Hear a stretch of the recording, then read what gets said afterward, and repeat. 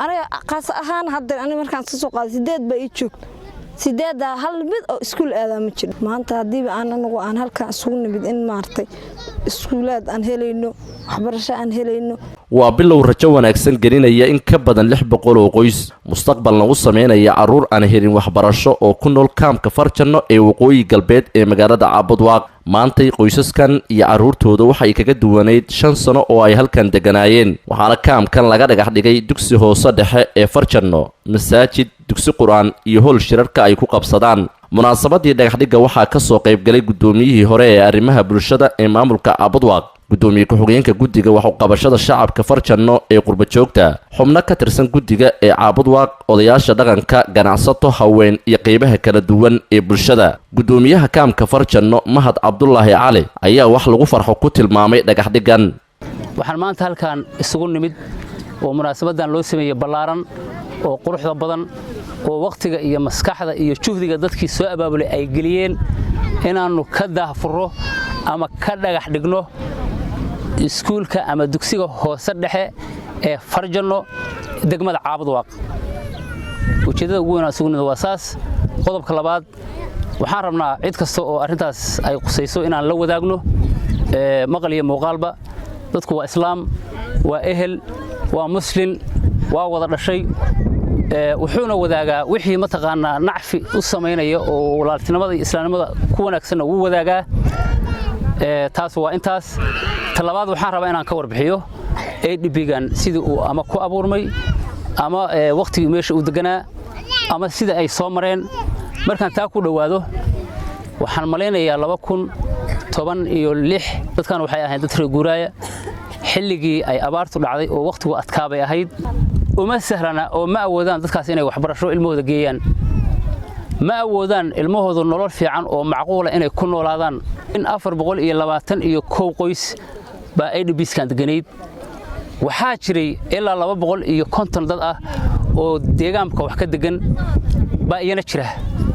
oo ku dul nool dadka ama ADB-ska regionkiisa ku nool dadkaas waxay u baahan yihiin caafimaad waxay u baahan yihiin waxbarasho iskuulka hoose dhexe ee Farjano ama xaafadda Farjano ama ADB-ga aad baan ugu faraxsanahay waa wax weyn oo faa'iido ah waa wax inoo soo kordhay waxa inagu adkayd ilmahanagu intay ka tagaan halkan oo 3 kiiloomitir ama 4 kiiloomitir ay socdaan magaalada inta tagaan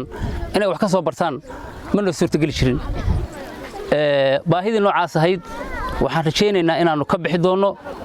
wax badan oo nacfiya oo faa'iido oo waxbarasho leh oo deegaanka ku soo kordhay baan u aragnaa gudoomiye ku-xigeenka guddiga Farjano Cabdiwali Maxamed Daahir ayaa shacabka Soomaaliyeed iyo dhammaan qof kasta oo ka qayb qaadanaya ugu baaqay inay ka qayb qaataan dhismaha Farjano laga dhagax dhigay ee kala ah dugsi hoose dhexe masaajid dugsi quraan iyo hool shirarka lagu qabsado waa 621 qoys ba meeshan oo la dhigi karo 4 square kilometers degan qoysaskaasayto ay waxbarasho ma haystaan caafimaad ma haystaan masaajid ku tukadaan ma haystaan masaajidka u dhow waxa laga yaabaa inuu 3 kilomitir jiro sidoo gudoomiye Mahad uu yiri 5 sano ay halkan degnaayeen waad garan kartaa 5 sano ilma aan wili wax baran kii ugu yaraa inta yimid 5 jir maanta 10 jir weeyaan waxa laga yaabaa inuu san waligiis iskuul tagin ama xataa uusan u helin fursad uu xataa ku dhigto dugsi taas annagu ka jawaabayna baahidaaseeto sidaan u iri dhalinyaro u dhalatay gobolkan degmadan baa waxay go'aansadeen bal inay wax ka qabtaan hawshaaneeto runtii anigu kamaana mid mahayn dhalinyaraas marka koowaad dhalinyaro isku timid bay ahayd oo baahidooda ka hadlayo baahidii bay ii sheegeen markay ii sheegeen baahidii aad iyo aad baan uga danqaday anigu way ii cuntami weysay in cunug Soomaaliyeed oo 5 jira ama 6 jira uu waxbarasho ama xataa uu ku dhigto goob quraan uu waayo taas anigu ka turjumayo su'aal baan isweydiiyay su'aashaas waxay ahayd maxaa anigu qaban karaa markaasayto waxa aan qaban karay waxay ahayd in wax ku taakulaysto laakiin waxaan ogaaday taakuladayda in halkaas ku dhamaanayso aysan wax kala keenaynin waxaan sii go'aansaday inaan ka mid noqdo guddiga qabanqaabada iyo dhismaha guddiga Farjano nasiib wanaag waxay ii doortay inaan noqdo gudoomiye ku-xigeen intaan ilo inaan xusaan rabaa gudoomiyaha naga Cabdi Qafaar oo reer Norway oo runtii si fiican oo diirad leh ee noo hogaamiyay oo halkaana muxuu ahaa baalkii keenay maanta intaas ka bacdi hadaa idin soo qeexo Farjanno dhulkeeda wuxuu ka kooban yahay 15 boos 15taas boos waxaa laga iibiyay gabar deegaana oo halkaan degan nasiib wanaag 3 boos ay ku sadaqaysatay barnaamijkan 3daas boos ay ugu tala gashay in dugsi quraan iyo masaajidba laga dhisay insha Allah inta kale oo 13 boosna ay noqoto parkingki iyo gymki iyo meeshii ilmaha ay ku ciyaar lahaayeen iyo in laga dhiso iskuulkii hoose soo taas waxaan rabaa intaan ilo inaan xuso walaasheen ayadana ajir xaraad ka siiyo soo walaalayaashay meel kasta aad joogtaan qofka muslimka qofka Soomaaliga meel kasta aad joogto waxaan idin ka codsanaynaa inaad si kasto aad nagu taageertaan oo aan barnaamijkaanayto Farjanno Primary School aan u dhisno run ahaantiina waa barnaamij ay soo abaabuleen dadka deegaanka Caabudwaaq meel kale wax ka helayaan ma ahan haddii aan soo koobo waxa weeyaan iska wax u qabsan weeyaan waxaan idin ka codsanaynaa insha Allah in aad nagarab istaagto iska wax u qabsanayto gudoomiyaha guddiga Farjanno ee Caabudwaaq Awil Catoosh nabadoon bedel jaamac shidane oo kamid ah golaha guurtida Caabudwaaq iyo Yurub Ismaan oo kamid ah haweenka kaamka Farjanno ayaa u mahad ceshay qof kasta oo qayb ku lahaa ka qayb qaadashada dhismaha laga dhagax dhigay Farjanno ee ka kooban dugsi hoose dhexe masaajid dugsi quraan iyo howl shirarka ah waxaan kala codsanaynaa hadii Ilaahay yiraahdo cid kasta oo jecel ilbaxnimada iyo horumarka aadanaha inay gacan ka geysato sidii marxaladan halka aan joogno maanta aan hore uga sii socon lahayn waxa la joogaa dhagax dhig faano la farakamo qodna ayaa la yiri marka waxaan u baahanahay iskuulkii sidii loo dhameystiri lahaa cid kasta oo gacan nagu siinaysa inay ka qayb qaadato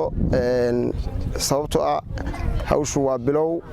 waxa loo baahan yahay dhameystirkii fasalladii in iskuulkii shaqeeyo oo hirgalo marka taasina waa inaga codsi mar labaad iyo mar saddexaad waxaan u mahad celinaynaa qurbo joogta oo nagala joogo walaalkeen Cabdiweli oo aad iyo aad hawshan isku hawlaysay ku hirgeli lahayd waxaan u mahad celinayaa cid kasta oo hawsha juhdi gelisay oo wax ka qabatay aad iyo aad baan ugu mahad celinayaa waxa kale jira waa mashruuc weyn ummadaasna waa laga soo sheekeeyo intay meesha deganayd iyo siday ahayd iyo waxay u baahnayd iyo inay helin baahidoodii hadda ka hor waa laga soo sheekeeyay wixii laga soo sheekeeyay ku noqon maayo waxaan hadda codsi u dirayaa wali hawshii dhagax dhig bay joogtaa waa hawl ballaaran weeye raggii awal dadaalka iyo juhdiga geliyay waxaan leeyahay oo Cabdiweli nagala joogo ama guddiga Caabudwaaq wali hawshii waa socotaa dadaal dheer si galiya ilaa aad ka gungaartaan waxaan degan halkan 5 sano dadku idil weeyla degan dhib baan nahay 5 sano deganahay ururkooyinka halka ka muuqdo waxa weey caruurooda waxbarasho la'aan bay ku seegeen inta waxaan u deganayna waxa weey waxbarasho inaan heer aan helno inta waxaan u soo gaarnay meeshan aan u deganay ilma yar yar oo hadda inta la eego waxa weey aan waxbarasho haystano garan ka dhaan dhibaatada ay leedahay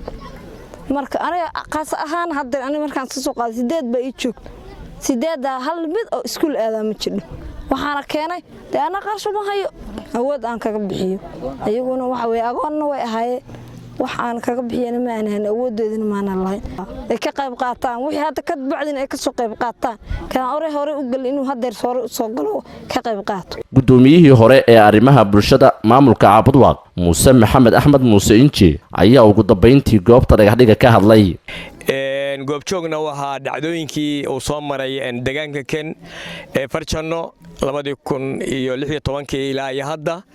baahidiisana ay caddahay in badanna loo ololeeyay maadaama uu dhibiisku ku yaal koona kamida degmada Caabudwaaq